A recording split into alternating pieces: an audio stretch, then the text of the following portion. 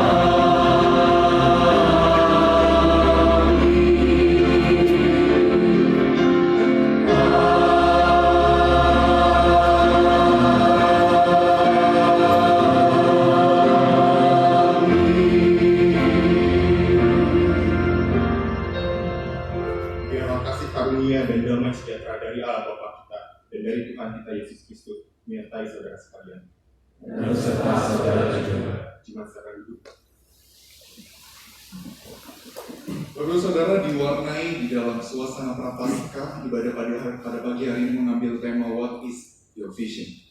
Dengan menjadikan Kristus sebagai model dari kehidupan kita diundang untuk memiliki hati dan visi yang sama dengan Dia. Sebuah keutuhan hidup yang merefleksikan belas kasihan dan cinta ilahi. Biarlah seperti surya yang menerangi kehidupan Kristus, terang boleh menerangi kita, sehingga kita dapat memiliki kasih, sehingga kita dapat menyalakan kasih di dalam hati dan visi setiap kita. Kita bersama-sama menyanyikan lagu Kaulah ya Tuhan, surya hidupku.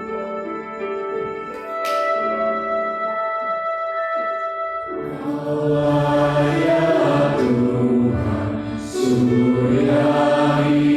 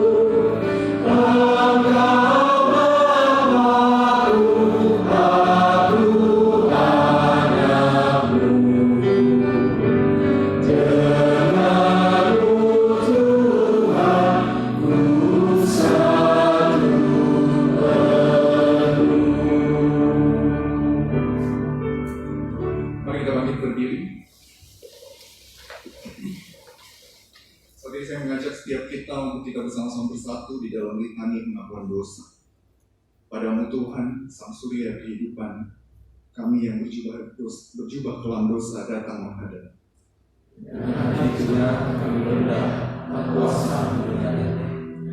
Tuhan, Engkau rindu agar kami hidup seturut cita-Mu.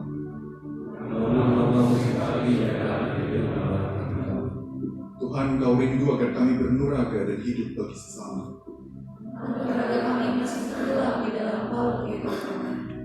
Tuhan, ampunilah kami. Berbelas kasihanlah kepada kami dan ajarilah kami untuk hidup mengisahkan kasih-Mu. Biarlah dosa seluruh dan hidup kami menjadi utuh. Amin. Jemaat yang terkasih, anugerah Kristus begitu besar sehingga ketika kita mengaku dosa kita, Ia setia dan adil, Ia menyelamatkan kita dan mengangkat kita menjadi anak-anak-Nya. Oleh sebab itu, dengan menyebut asma Kristus, Mari nyalakan cipta di hatimu, jangan biarkan itu layu dan pudar. Sebab bila mana pelanggaran-pelanggaran kami melebihi kekuatan kami, Engkaulah yang menghapuskannya. Demikian Bapak. Oleh sebab itu mari sebagai umat yang telah ditebus, kita bersama-sama hidup di dalam damai, kita menyapa satu dengan yang lain, kita katakan damai Kristus besertamu.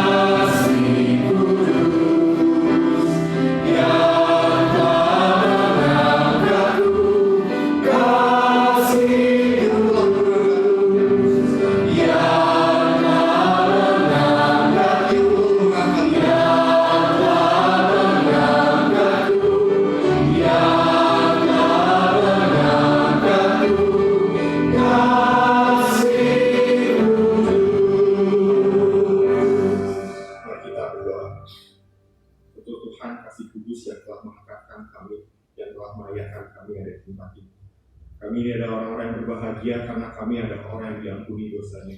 Dan kami ini adalah orang-orang yang berbahagia juga karena kami diajak untuk mendekat di rumah. Tuhan, saat ini kami akan mendengarkan kebenaran firman. Urapi kami Tuhan, biarlah kami boleh mengerti apa yang akan disampaikan. Terlebih lagi bantu kami Tuhan, bukan hanya untuk mengerti tapi melakukan di dalam kehidupan kami sehari-hari. Terima kasih banyak Tuhan, kami menyerahkan pemberitaan firman kepada hari ini. Di dalam nama Tuhan Yesus Kristus kami telah berdoa dan juga mengucap syukur. Amin.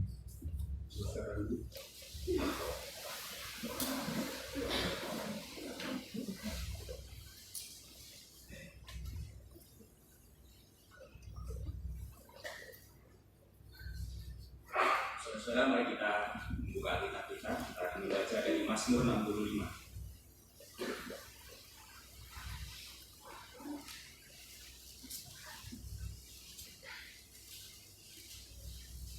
Mazmur 65 ayat yang pertama hingga yang kelima.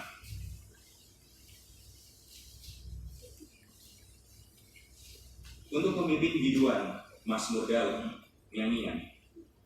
Bagimulah puji-pujian di Sion, ya Allah, dan kepadamulah orang membayar nazar. Engkau yang mendengarkan doa, Kepadamu lah datang semua yang hidup karena bersalah.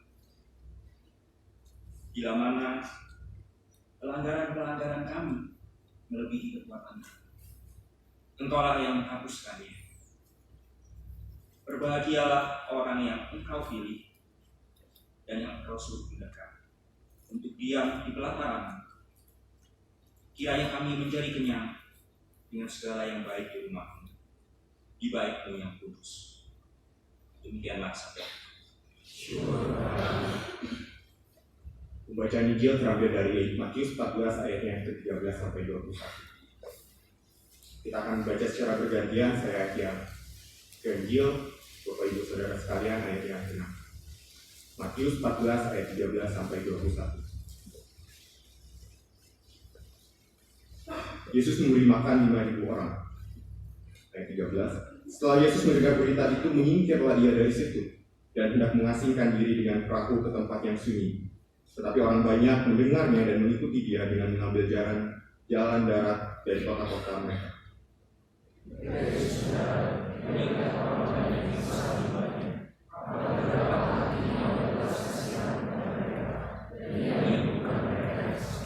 Menjelang malam, murid-muridnya datang kepadanya dan berkata, "Tempat ini sunyi dan hari sudah mulai malam. Suruhlah orang banyak itu pergi supaya mereka dapat membeli makanan di desa-desa."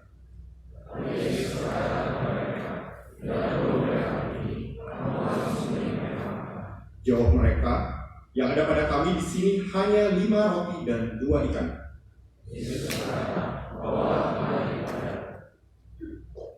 Lalu ia disuruhnya orang banyak itu duduk di rumput. Dan setelah diambilnya 5 roti dan 2 ikan itu, Yesus menengadah ke langit dan mengucap berkat, lalu memecahkan roti itu dan memberikannya kepada murid-muridnya. Lalu murid-muridnya membagi-bagikannya kepada orang banyak.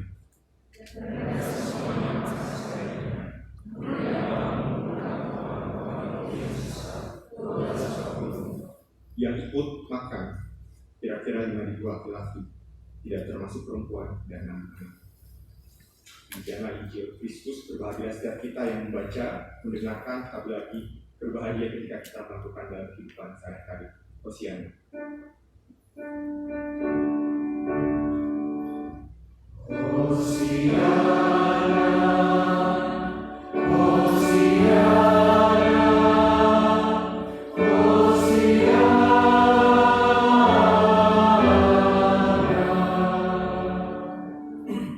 Selamat pagi.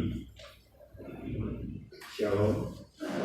Ya, saya bersyukur saya masih diberi kesempatan untuk membawakan firman Tuhan kepada jemaat GKI Bukit Hermon di sini.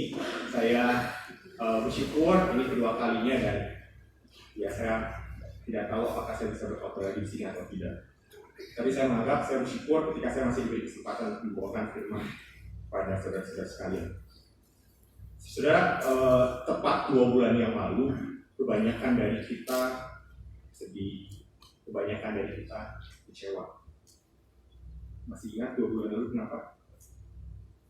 Banyak hal yang tidak mengenakan, tapi kita harus menghadapi. Yaitu tepat 12 Januari, tandanya hari-hari libur kita sudah berakhir. Masih sudah mau berakhir, kita harus masuk ke kampus lagi untuk kuliah lagi. Gitu. Liburan itu menjadi hal yang sangat dinantikan oleh banyak orang. Baik dosen, mahasiswa, siapapun dinanti-nantikan oleh banyak orang. Setuju? Ya, siapa di sini yang mau liburan? Pasti banyak di antara kita ingin liburan ya. Liburan akan menjadi momen di mana kita akan melakukan hal-hal yang tidak biasa kita lakukan. Kumpul dengan keluarga, main bersama teman kuliah, teman SMA, teman SMP, teman SD, teman TK, teman baik, pokoknya yang masih dianggap teman, kita akan bertemu dengan mereka. Terus mungkin melakukan makan makanan yang jarang dimakan di sini. Kita bakal banyak memanfaatkan waktu liburan itu dengan sebaik-baiknya. Maksud saya liburan kemarin itu hal yang berkesan adalah ketika naik gunung. Saya suka naik gunung. Ini sama teman-teman SMA saya di Gunung Papandayan. Ini bisa terjadi setelah beberapa waktu lamanya. Tahun lalu di awal 2019 ini kita naik gunung yuk. Oh, hayu gitu. Tapi hanya jadi wacana. Di bulan Agustus kemarin liburan PKLB saya pikir, yuk kita main atau camping di mana ya, di pantai gitu. oh hayu, tapi kembali lagi hanya jadi wacana. Bukan hanya sekedar wacana, tapi memang ada beberapa faktor kenapa liburan kami tidak jadi. Satu, waktu itu isu tsunami itu banyak. Jadi kami kan berpikir mau camping di laut, ya kami masih kayak gitu, tidak ada apa-apa, kami batalkan ya. Terus beberapa hari kami sudah rencanakan nih, oke kita camping 2 hari semalam aja di bukit itu di Sukabumi itu alamnya banyak alamnya. Jadi kita pikir oke kita ke bukit yang ada di Sukabumi, kita mau camping di atas bukit. Tapi baru beberapa hari hujan besar dan longsor dan gunung. Nah, apa yang kami rencanakan itu harus ditunda, harus ya bisa dikatakan gagal juga tahun lalu. Mungkin di antara kita ketika kita merencanakan sesuatu seringkali juga mengalami yang namanya ditunda. Misal hari ini kita udah berencana oke mau keluar sama KTB, atau oke saya mau keluar beli peralatan makan atau peralatan makan, beli peralatan yang dibutuhkan bulanan gitu.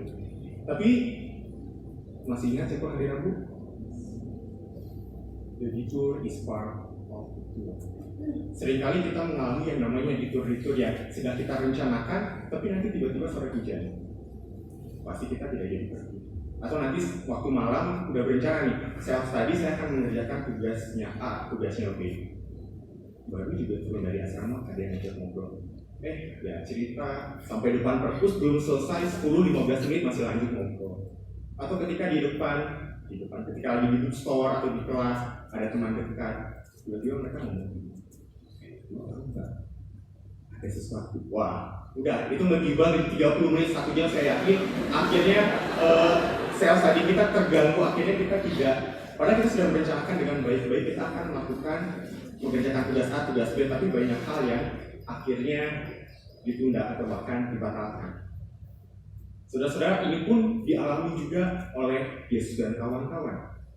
Saat itu Yesus sudah mengajak banyak gitu, mungkin melakukan kuliah intensif kepada banyak orang, tapi yang namanya kuliah, namanya mengajar, kita aja dari pagi sampai malam, jangan pagi sampai malam, pagi sampai siang kuliah, pasti capek, pasti butuh yang namanya istirahat.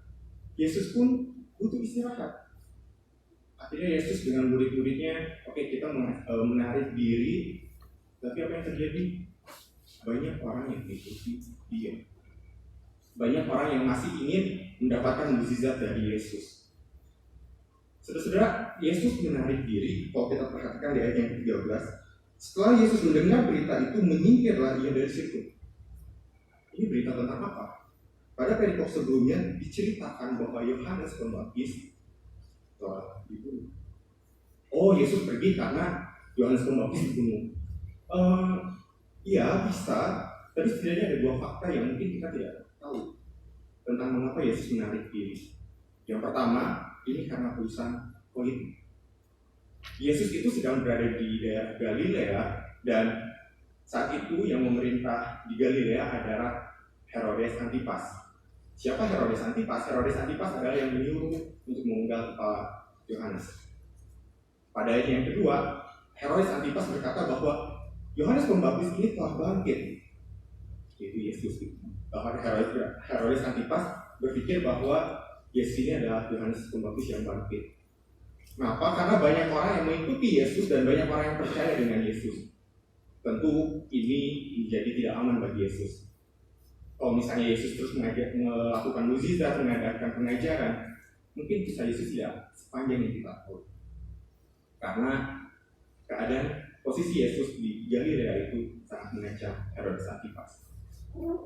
Itu yang pertama. Yang kedua, mengapa Yesus menarik diri? Karena dia perlu berrelasi dengan Allah Bapa. Di bagian Alkitab lain kita sering melihat ia pergi ke tempat-tempat yang sunyi, ia mengundurkan diri. Pergilah Yesus ke bukit. Untuk apa? Untuk berdoa, untuk berrelasi lagi dengan Tuhan.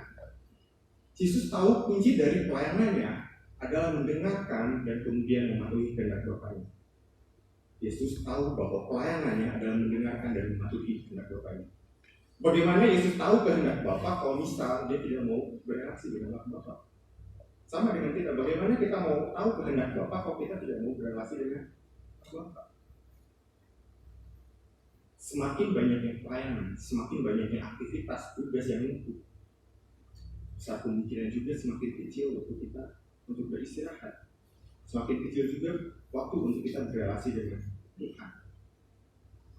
Yesus memberikan teladan bagi kita bahwa kita jangan terlalu beristirahat. Katakan pada diri kita jangan beristirahat. Bukan hanya masalah tidur siang, bukan hanya masalah makan yang cukup, tapi istirahat secara spiritual. Bagaimana kita tahu apa yang menjadi kehendak Bapa, tapi kita tidak berrelasi dengan Dia. Saudara, Yesus dan murid-muridnya ini pergi menarik diri kemana? Seberang Danau Galilea. Di Injil-Injil lain disebut dia pergi ke seberang Danau Galilea. Kurang kelihatan, terlalu sunyi. Nah, jadi ini kalau kita baca di Injil-Injil lain, Yesus memang pergi ke seberang Danau Galilea. Di Injil yang mana itu berbicara bahwa Yesus itu pergi ke daerah Betsaida.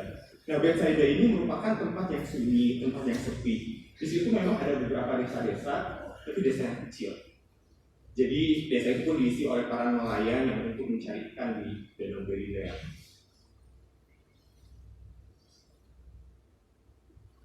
Tak ada akar, lautan pun jadi. Tak ada perahu, jalan kaki pun jadi. Itulah pemikiran dari orang banyak yang ingin bertemu dengan Yesus. Mereka ingin dalam tanda petik mendapatkan keuntungan untuk diri mereka ketika mereka bertemu dengan Yesus. Mereka mengelilingi daratan, bahkan di Injil yang lain mencatat bahwa mereka mendahului Yesus supaya apa? Supaya bisa bertemu dengan Yesus. Mungkin kesannya tidak baik gitu ya, ingin mendapatkan mukjizat, ingin dapat untung bagi dirinya sendiri. Tapi apa respon Yesus? Tergeraklah hatinya oleh belas kasihan. Padahal Yesus ini butuh istirahat, Yesus ini udah capek. Tapi apa responnya? Tergeraklah hatinya oleh belas kasihan. Kata belas kasihan ini dalam bahasa Yunani-nya splanizomai. Ya, splanizomai. Ini tidak ada kata yang tepat untuk mengartikan kata ini, sekalipun dalam bahasa Inggris. Jadi bukan hanya sekedar belas kasihan ya. Mungkin ya kita melihat orang-orang di maaf bisa di pinggir jalan itu, ih kasihan ya, ih kasihan ya. Hanya sebatas itu gitu. Tapi sebenarnya splanizomai ini punya arti, ada hal praksis, ada hal praktik yang dilakukan, bukan hanya sekedar perasaan saja. Di dalam Matius lainnya dikatakan tergeraklah hatinya oleh belas kasihan. Hatiku tergeraklah oleh belas kasihan kepada orang banyak itu. Yesus tidak cuma hanya di mulut, tapi Yesus pun melakukan sebuah tindakan yang nyata. Dalam kisah ini kita baca bahwa Yesus menyembuhkan orang banyak itu. Yang buta dapat berjalan, lalu bisa melihat. Yang lumpuh bisa melihat, lalu bisa berjalan. Intinya Yesus mengadakan mukjizat, semua yang sakit disembuhkannya. Saudara, mungkin kisah ini sebenarnya cukup sampai di sini. Saya pikir,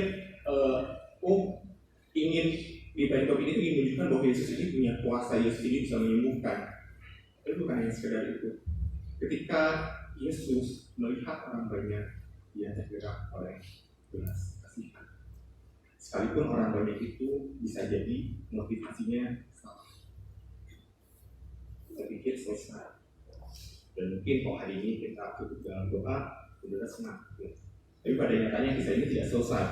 Setelah Yesus melakukan mukjizat, ada perdebatan sengit antara Yesus dengan murid-muridnya. Murid-muridnya berkata, "Guru, tempat ini sunyi dan hari sudah malam. Suruhlah orang banyak ini pulang, pergi ke desa-desa untuk mencari makan." Sebenarnya mungkin ini masuk akal ya, gitu. Ketika kita ada orang mikirin hal jasmani gitu, kasihan ini suruh pulang aja. Gitu. Tapi sebenarnya pernyataan murid-murid ini ketika kita gali tidak dapat diterima, tidak masuk akal. Kenapa? Di daerah itu masih ingat daerah yang sepi, daerah yang sunyi. Jadi kalau mereka pergi ke sebuah desa, namanya desa, mana mungkin mempunyai persediaan makanan sebanyak itu. Sekalipun orang banyak yang pergi ke desa-desa, belum tentu desa itu ada makanan. Belum tentu mereka bisa makan juga.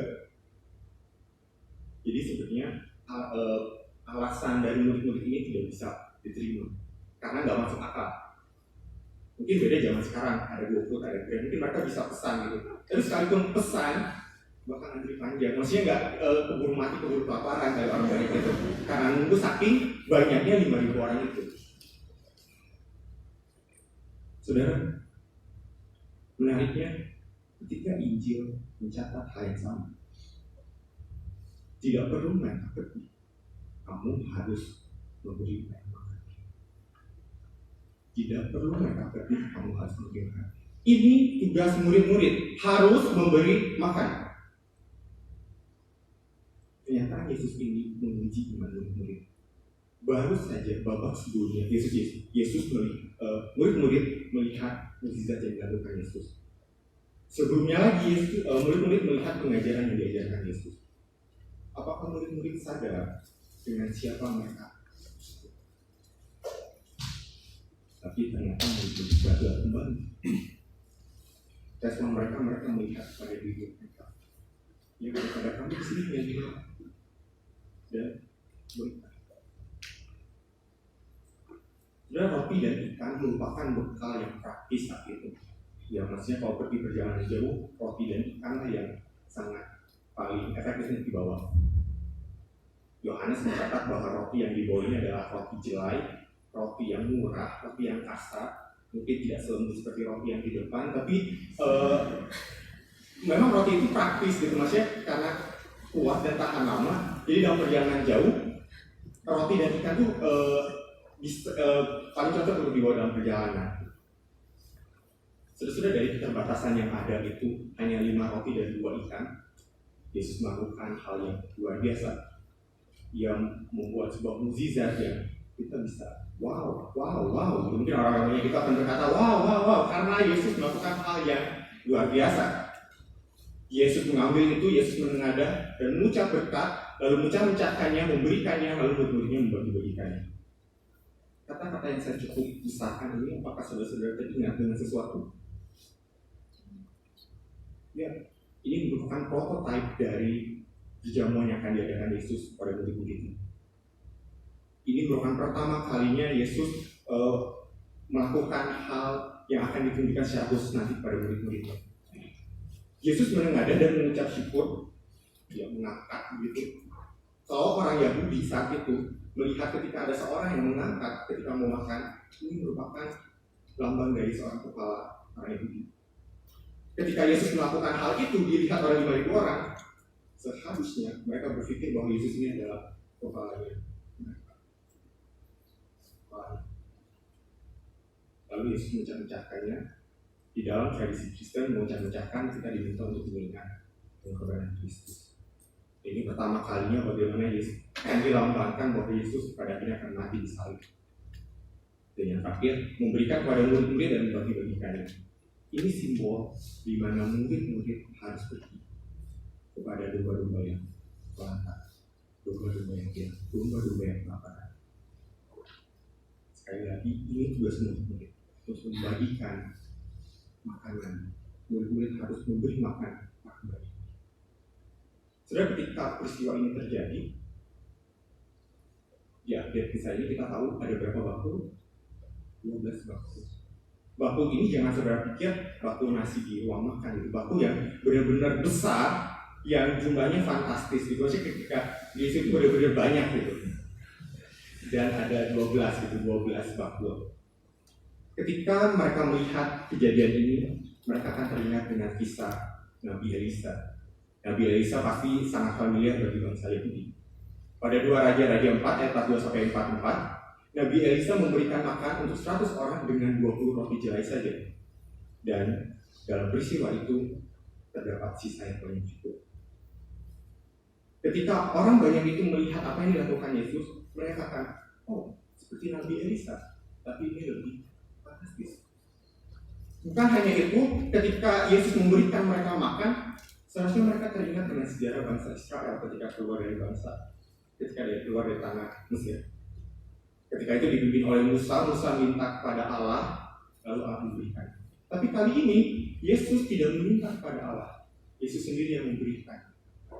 Dan ini ingin menunjukkan bahwa Musa lebih besar dibanding Yesus. Terus babak kedua ini ditutup dengan bahwa Yesus ini bukan hanya memberikan apa yang mereka inginkan, bukan hanya memberikan orang banyak apa yang mereka inginkan, tapi apa yang mereka butuhkan sesungguhnya. Banyak alasan untuk menolak apa yang dikatakan Yesus, tapi sekali lagi kita harus sepakat dan patuh apa yang dikatakan. Terbatas, tapi tidak Tuhan yang tidak terbatas. Sudah saya ingat itu bahwa kasih Yesus menunjukkan ketika melakukan itu dengan hati yang berbelas kasihan. Tapi belas kasihan itu bukan hanya untuk 5.000 orang, tapi untuk dunia. Dia disalibkan untuk menebus dunia, bukan hanya untuk 5.000 orang.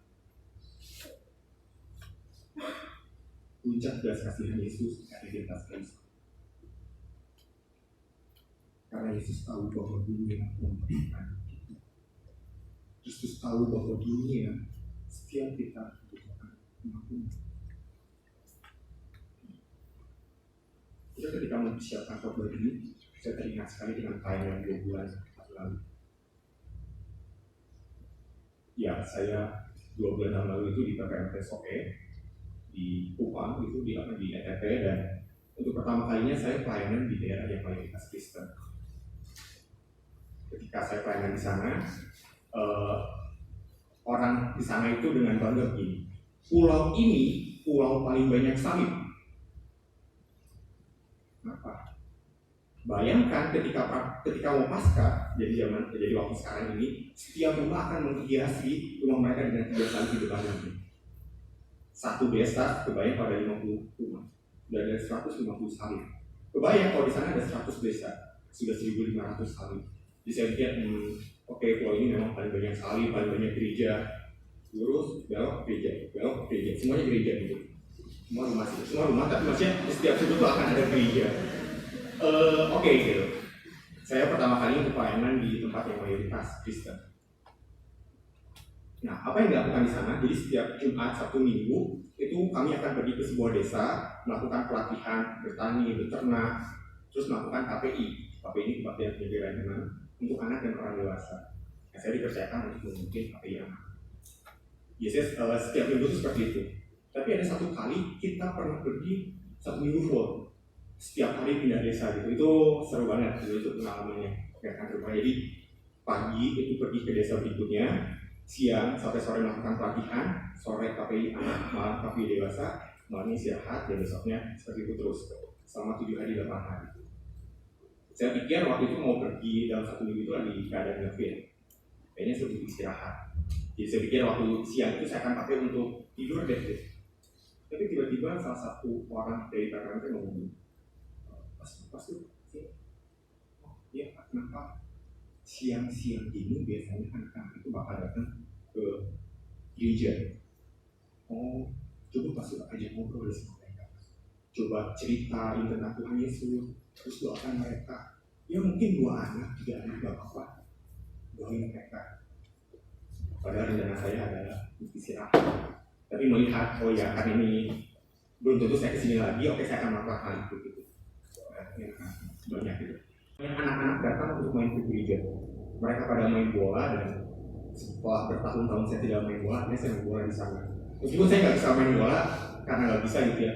Adik-adik sini kita duduk, kita ngobrol-ngobrol. Akhirnya ngobrol-ngobrol. Mereka cukup kaget karena saya bisa bahasa Indonesia. Karena mereka pikir saya ini dari Korea, terus ya.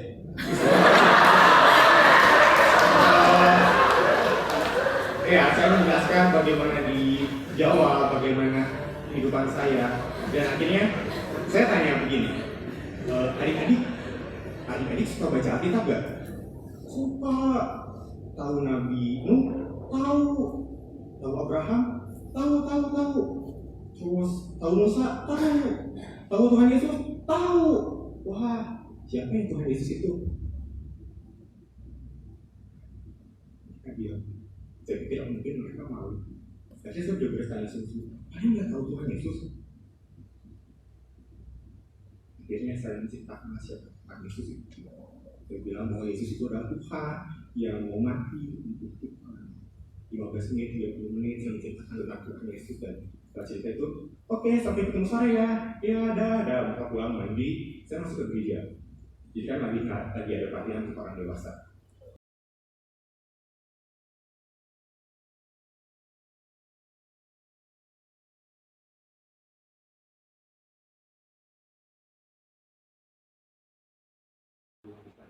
Kenapa? Karena baik yang muda, anak kecil maupun orang dewasa, baik yang Kristen, yang katanya Kristen, dan yang non Kristen, semuanya dialah kebijakan. Mazmur mengatakan bahwa semua yang hidup karena bersalah datang kepada Tuhan. Kenapa? Karena setiap manusia itu butuh Tuhan. Pemazmur dan komunitasnya sadar betul bahwa mereka membutuhkan Tuhan. Karena nggak ada yang bisa mengampuni dosa mereka selain dari Tuhan. Saudara, semua yang hidup ini bukan hanya ngomongin tentang orang Yahudi, tetapi seluruh manusia. Bukan hanya eksklusif untuk bangsa Israel, tetapi untuk seluruh ciptaan Allah. Mazmur mengatakan bahwa berbahagialah orang yang engkau pilih dan yang engkau suruh mendekat untuk diam di pelataran. Kiranya kami menjadi kenyang dengan segala yang baik di rumahmu, di baikmu yang kudus. Saudara, pemazmur mengatakan bahwa berbahagia orang yang engkau pilih. Engkau pilih, sekali lagi kita bakal merujuk bahwa ini ngomongin tentang bangsa Israel, orang-orang yang Tuhan pilih gitu. Tapi sekali lagi enggak. Kata pilih ini merujuk pada semua yang hidup yang datang kepada Tuhan. Dan kata di rumahmu ini merupakan gambaran kebahagiaan yang hakikinya bagi pemazmur. Sering kita baca di pemazmur bahwa rumah Tuhan menjadi tempat yang paling aman, tempat yang paling nyaman. Apa yang Mazmur rindukan? Ya rumah Tuhan. Tuhan akan menjadi tuan dari rumah itu. Mazmur 23 mengatakan bahwa Tuhan adalah gembalaku. Terus di ayat 4-5-6-nya gitu menggambarkan bahwa pemazmur ini adalah sebagai tuan rumah yang akan mengenyangkan kita, yang akan menghibur kita, yang akan memenuhi piala kita. Dia akan memenuhi kebutuhan kita.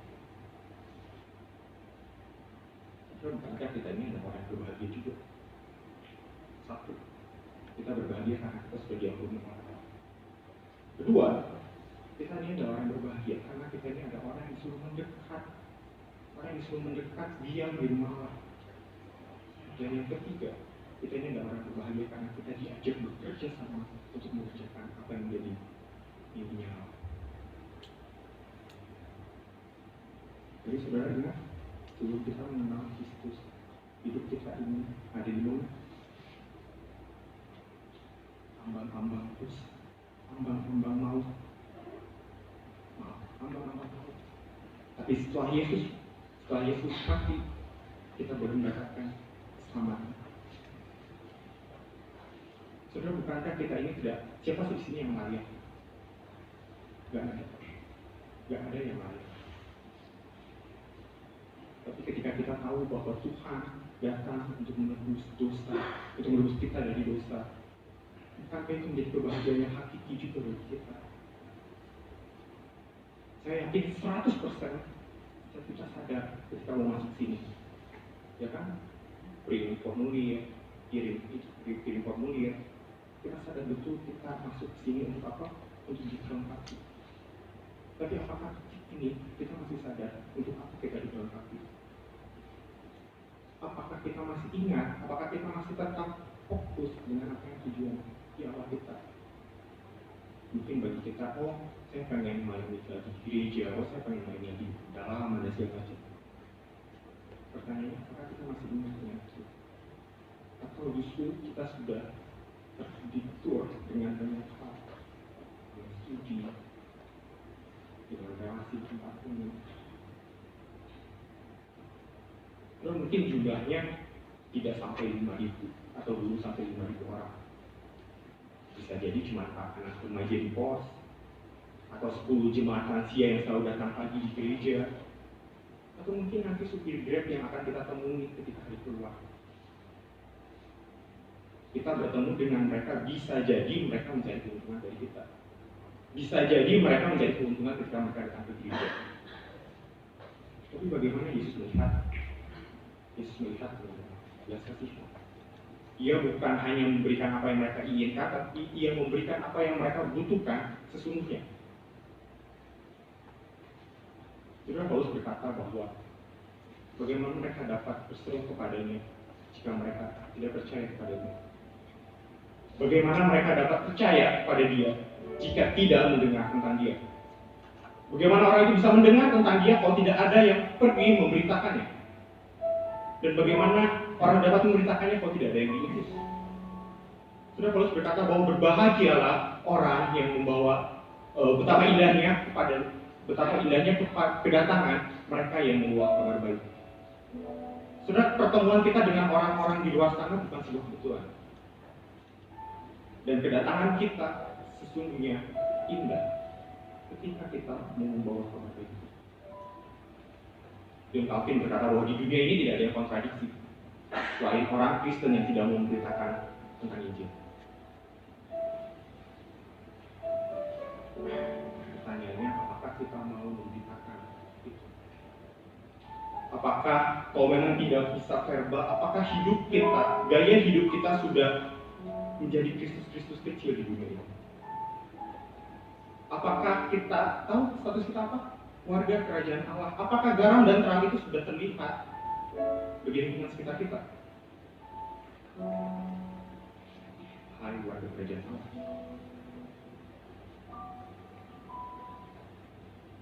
Saudara pernah ada kata tingkat dari saya. Apa jadi mimpi kamu? Mimpi saya setelah studi di tempat ini, saya akan balik ke gereja, saya apapun lah. Jadi pembina sekolah minggu, pembina remaja, apapun saya akan lakukan. Yang penting balik ke gereja. Tapi nggak untuk kemungkinan saya akan pelayanan di ladang misi gitu, saya bilang seperti itu. Terus kakak kita ini bilang, bagus lah mimpi kamu, terus ya kerjain. Tapi pertanyaannya, apakah mimpi kamu ini sudah selaras dengan mimpinya Allah? Apa sih mimpinya Allah? Mimpi Allah adalah bahwa pada akhirnya, pada kedatangan Yesus yang kedua kali, setiap lutut, setiap lidah mengaku bahwa Yesus adalah Tuhan. Pertanyaannya adalah, apakah mimpi kamu sudah selaras dengan mimpinya Tuhan? Sebenarnya kedatangan yang kedua tentu kita menantikan, bukan hanya masalah liburan, tapi kedatangan yang kedua pasti kita nantikan. Dan bayangkan ketika kedatangan yang kedua itu, apa yang akan terjadi? Every time, every tribe, every people, and every land, giving glory, giving honor, and giving praise unto the Lamb of God. Sebenarnya itu gambaran yang tentu harusnya kita ada dalam mimpi kita, yang harusnya ada di dalam tujuan kita, bahwa pada akhirnya nama Yesus saja yang dipermuliakan. Dan di momen yang sama, Dia akan memanggil kita, hai hambaku yang baik. Sebenarnya itu akan terjadi ketika kita mau menyamakan mimpi kita dengan mimpi Allah. Maukah saudara mengerjakan? Maukah saya mengerjakan? Mari kita mendoakan.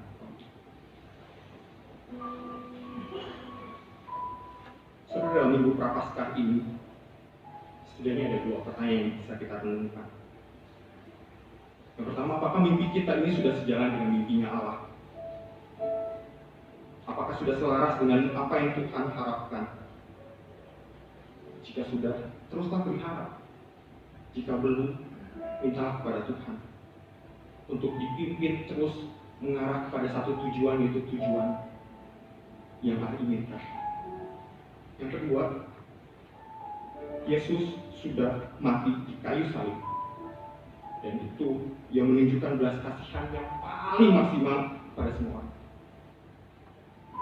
Pertanyaannya, apakah ada hati yang berbelas kasihan ketika kita melihat orang banyak itu? Dan apakah salib itu sudah kita pikul?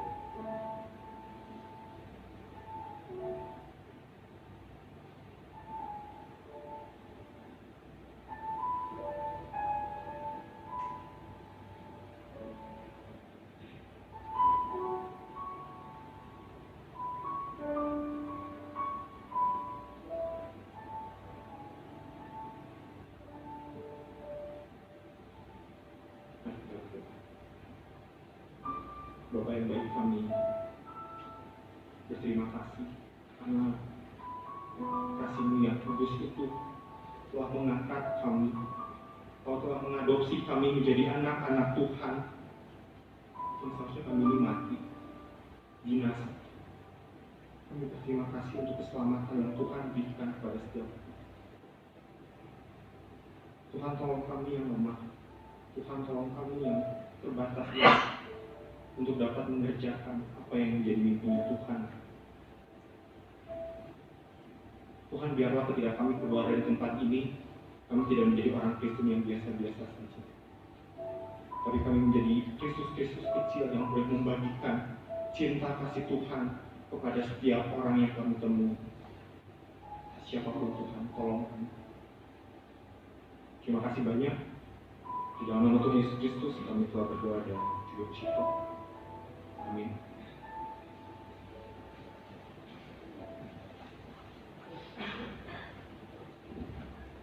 Bapak Ibu Saudara, membagikan kasih Kristus dimulai dari satu postur hati yang mau berdoa kepada Allah, satu postur di mana hati kita mau bersyafaat bagi dunia. Jadi saya mengajak setiap kita untuk kita bersama-sama bersatu di dalam doa. Doa syafaat akan saya pimpin, dan saya berharap jemaat dapat mendengarkan bukan secara pasif namun secara aktif, dan di akhir kita akan bersama-sama mengamini doa. Kita akan berdoa bagi dunia, gereja, orang-orang di sekitar kita, dan juga diri kita. Mari kita bersatu di dalam doa. Bapa kami yang ada di dalam surga, dikuduskanlah namamu, datanglah kerajaan-Mu, jadilah kehendak-Mu di bumi seperti di surga. Dan bersyukur ya Tuhan ketika Engkau menyelamatkan kami, Engkau menjadikan kami imam yang layak berdoa bagi bangsa, bagi dunia ini Tuhan. Saat ini kami mau memanjatkan beberapa doa ya Tuhan. Yang pertama kami mau terus berdoa bagi dunia ini, khususnya di tengah virus corona yang tak kunjung usai ya Tuhan. Tuhan, kami tahu bahwa Engkau adalah Allah yang berdaulat, tapi kami tahu juga bahwa Engkau adalah Allah yang mendengarkan doa setiap umat-Mu ya Tuhan. Tuhan, kami mau terus berdoa ya Tuhan untuk virus ini ya Tuhan. Jika Engkau berkenan ya Tuhan, kiranya Engkau yang campur tangan dan boleh menghentikan perkembangan virus ini ya Tuhan. Kami mau terus berdoa ya Tuhan, kiranya Engkau memakai setiap tenaga medis, pemerintahan, ilmuwan yang terus berusaha untuk memecahkan masalah ini ya Tuhan. Tapi kami terus menyerahkan ya Tuhan, kiranya tetap kehendak-Mu yang saat ini sedang terjangkit virus corona, kiranya Engkau terus memberikan kekuatan dan pemulihan. Dan juga untuk keluarga yang ditinggalkan oleh kerabat-kerabat saudaranya yang harus pulang karena corona ini, kiranya Engkau terus memberikan kekuatan. Kami juga mau berdoa bagi gereja ya Tuhan, kami mau terus berdoa bagi pemimpin-pemimpin gereja yang Engkau tempatkan ya Tuhan di setiap gereja.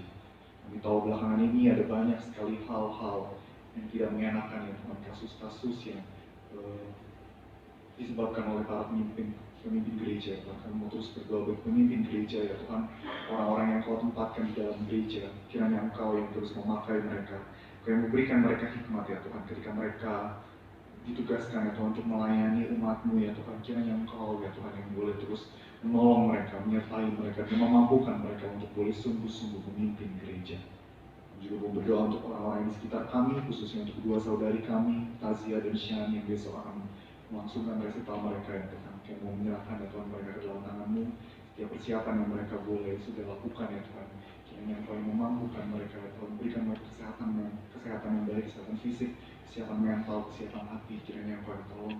Berdoa juga untuk setiap orang-orang yang membantu di balik layar ya Tuhan, dan yang Engkau terus memampukan mereka.